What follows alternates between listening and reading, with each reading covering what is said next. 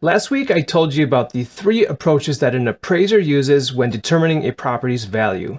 If you missed that video, be sure to check out the link below. One of the approaches that is used for income-producing properties is called the income approach, and it uses the Gross Rent Multiplier, or GRM, to calculate the property value. Today, I wanted to go in-depth by looking at 2 appraisals on one of my rental properties, so you can see how this plays out in real life. If you want to learn more about this, then stick around for the fun.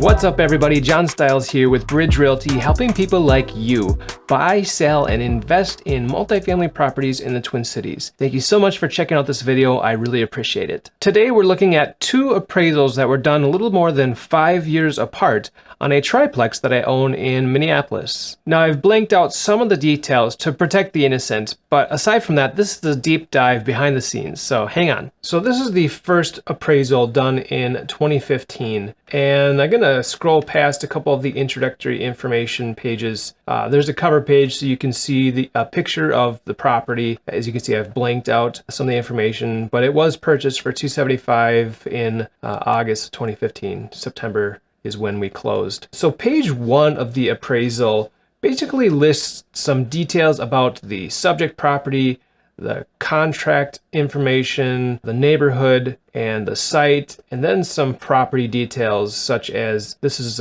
3 units with 3 bedrooms, 1.5 baths in each unit. One thing I thought was interesting, I'll minimize this here and show you the other appraisal that was done in 2020. And then when I'll expand this so you can see it easier. So this also has obviously 3 bedrooms and 1.5 baths. It's the same exact property, but one just nuanced difference I noticed here is this appraiser calls a half bath 0.1, whereas the other appraiser calls them 0.5. So I just thought that was an interesting point here about how appraisers look at things. They were also off just slightly on the square footage. So the upper units, this appraiser is saying 1304, and the other appraiser is saying that the units are 1315. So just slight differences. It's interesting to see how, there's not one answer about how big the property is. There's some slight differences there.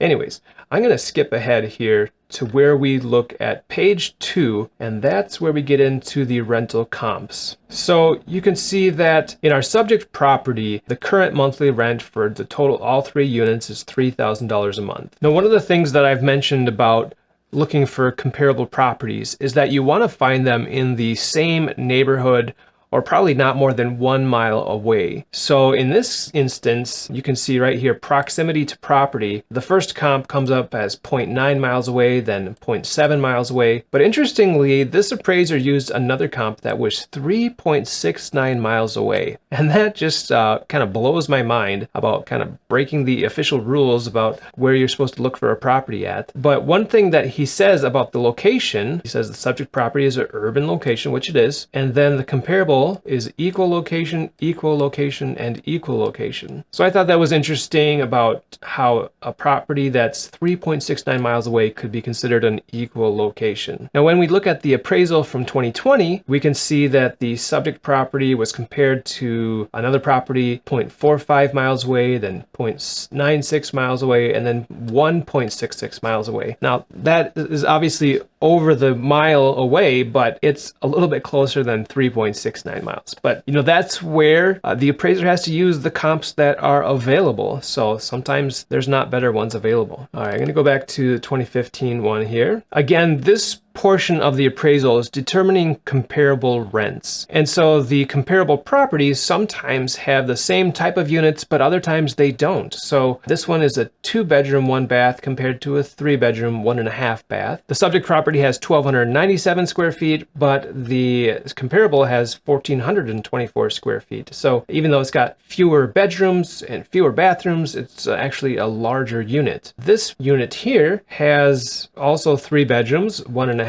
bathrooms, and a slightly smaller unit, 1,250 square feet. So that's an interesting comparable where the units with fewer bedrooms are larger, but the unit with the same number of bedrooms is smaller. But in either of these cases, these are all renting for $1,100 per month. And then it goes on with the other comparables. Some of them have 4 bedrooms, some of them have 2 bedrooms, and the rents vary quite a bit. The same thing shows up in the 2020 appraisal, where the comparable properties sometimes have the same number of bedrooms, but fewer bathrooms, maybe fewer bedrooms, maybe more bathrooms. This one has 3.1 bathrooms, and that one was renting for $2,300 per month. So after the appraiser has gotten a sense of how much the rents are in the neighborhood, then they go down here to the subject rent schedule. So 950 and $1,100 for the 2015 appraisal. That's where he comes up with the $3,000 per month. Then he looks at the opinion of market value, and in this case he says it's the same exact 950, $1,100. So his opinion of the market value is based very strongly on the actual rents that the property is receiving. Then looking at the 2020 appraisal, the current rents are $1,850 for the lower unit. That's the unit that I have fully renovated, and it's got a new kitchen, new bathrooms, new flooring,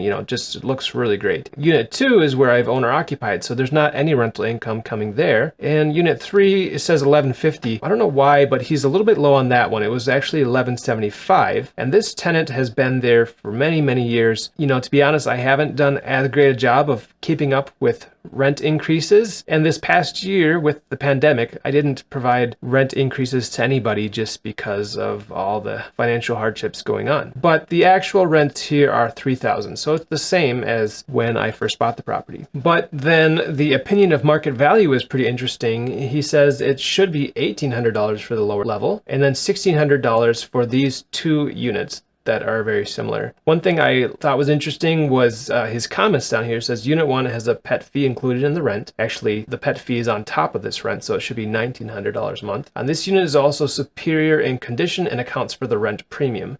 The market rents for the other 2 units are based upon the above units. And I think they mean that it's based on these comps up here. Now I'm going to skip down to page 3 of the report, which actually talks about the sale comparables, but we're going to focus in here on the gross rent of those properties and then the gross rent multiplier. So sometimes the sale comparables are the same as the rent comparables, and other times they're not. The appraiser uses, the above rent comparables to just see if the rents that we're charging are in line with the market. And then they use the rent portion of the sale comparables to determine the gross rent multiplier, because you do need a value or sale price to calculate that. So in this case, sale comparable 1 had gross rent of $2,969 and then gross rent multiplier of $84.17. And it goes on where this sale comparable number 2 had a gross rent multiplier of $78.57 and then $96.71. And then I'm going to scroll down several more pages because there's a couple more sale comparables that they include where the gross rent multiplier is 107 and then 80. And just as a reminder of how to calculate the gross rent multiplier,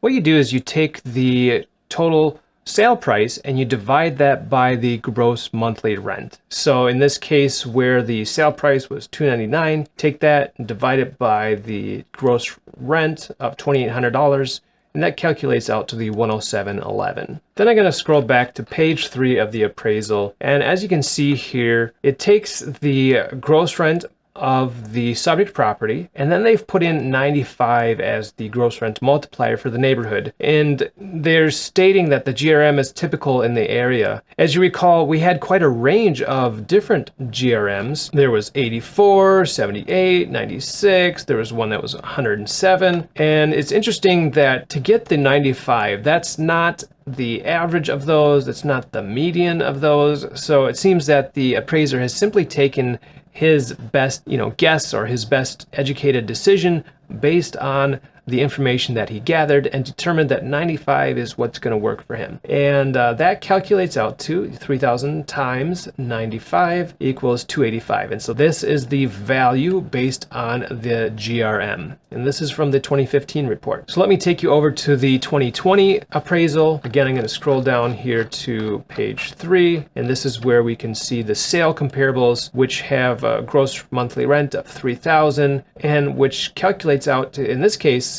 the sale price is way high at $750. The GRM in this case is $250, and that's just 0.45 miles away. And then there's also a property that sold for $430, has gross rent of $3,900, and so that gross rent multiplier is 110, and then 133 on the next one. And I'll scroll down to the supplemental pages.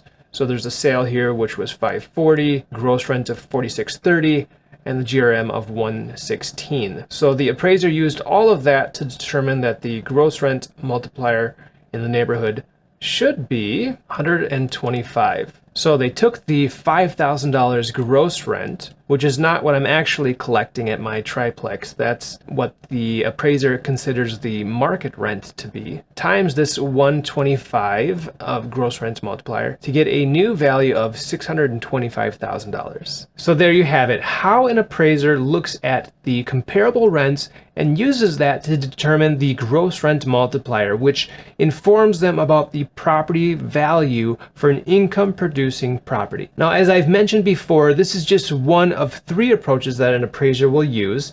So in a future video, we're going to look at the sales comparison approach and see how the appraiser makes various adjustments for properties that are similar but not quite the same. And if you want to see more information about business, mindset, and investing in multifamily real estate, then be sure to subscribe to this YouTube channel. I'm planning to post videos here weekly, so hit the bell and you'll get notified about the next one when it comes out. And remember, your reality is your decision, so let's get out there and make it happen.